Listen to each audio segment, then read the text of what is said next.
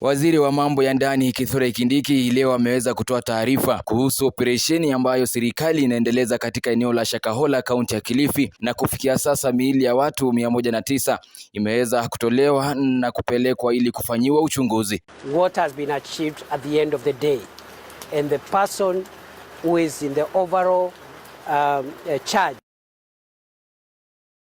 government pathologist Dr. Johansen Oduor.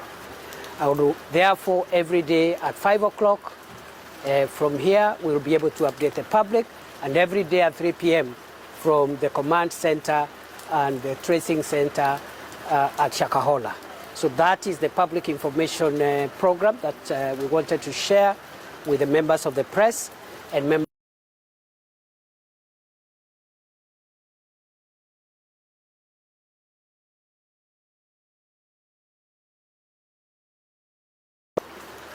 The government has nothing to hide regarding what has happened to our people.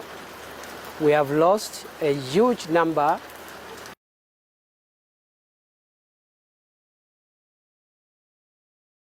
to establish what really happened and who did what.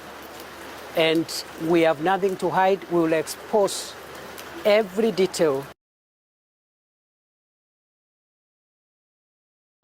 As you are aware, President William Ruto made two pronouncements on new measures yesterday when he spoke from West.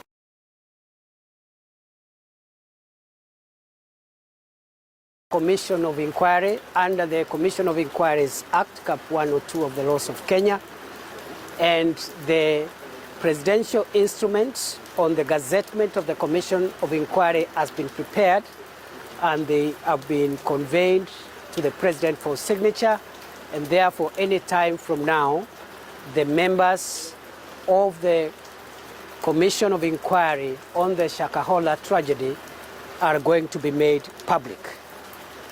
In the same vein, President William Ruto announced yesterday that other than the Commission of Inquiry, the government has decided to establish a multi-sectoral, multi-agency task force appointed by the President to look at how we can avoid the kind of event that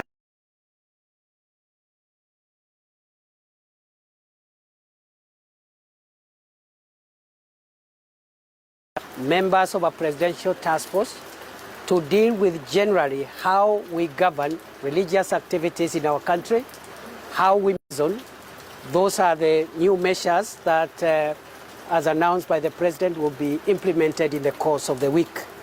I also want the lowest level that can be transferred all the way to the county commissioner. The same with the police.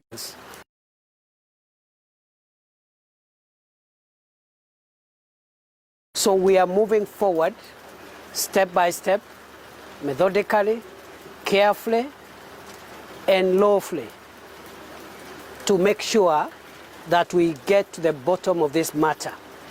I know the sentiments and the feelings within the public is the emotions are very high, but in a situation should wait until there is a process of accountability, as I've already outlined in the coming days.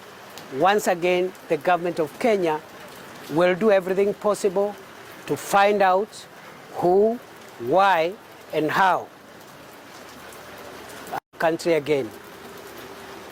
The kind of measures we're going to put in place will ensure that never again will we have this kind of the other NGOs that are here. You're doing a good job, Aki Africa, and all the other groups that I've mentioned. And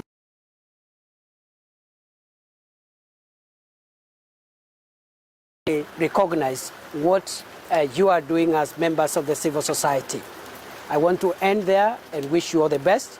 To our teams of professionals, Dr. Johansen Oduor,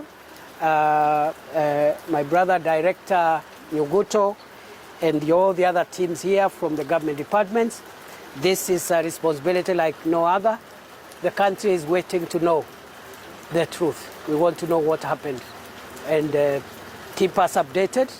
And when you are through with the process, we'll come back here again to sign off and to give a final accountability statement. I thank you and wish you a good day. Asante sana. Maybe before I close... What is the 109, 210, 109? Oh yeah, I'm just reminded the bodies are...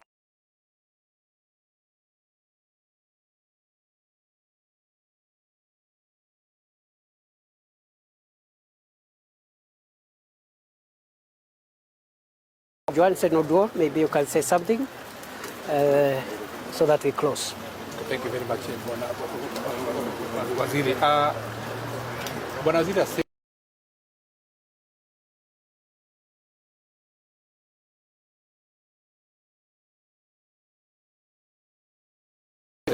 have been announced, so that now we can be able to tell you what is going on and what we are going to do next. That is all. Thank you. God bless you. Have a good day.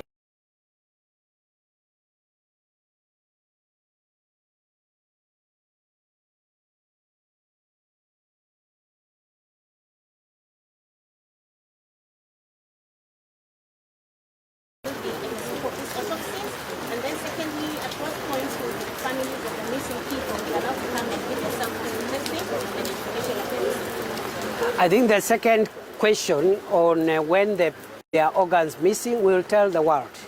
There is nothing we are hiding. That is the truth. And we'll have to find out why those organs.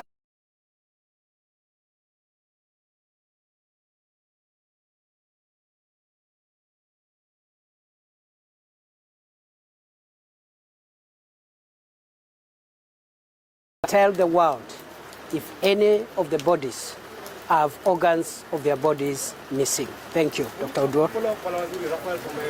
Yes. About the transfer. Yes. From the dates when we started. Do you have An administrative measure, and again, it's an administrative measure to ensure that nobody who was in office up to until the crimes were committed, that government will not try, or none of us will try to.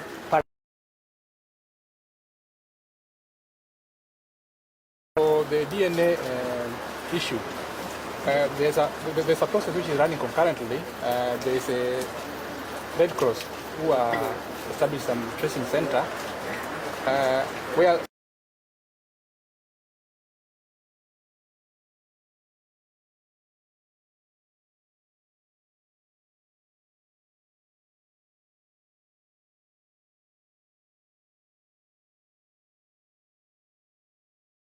It's good to tell the public the truth. It will take a bit of time. DNA is not a process whereby you just match today and tomorrow you are going to say, voila, this is the test. It's a process. So it might not take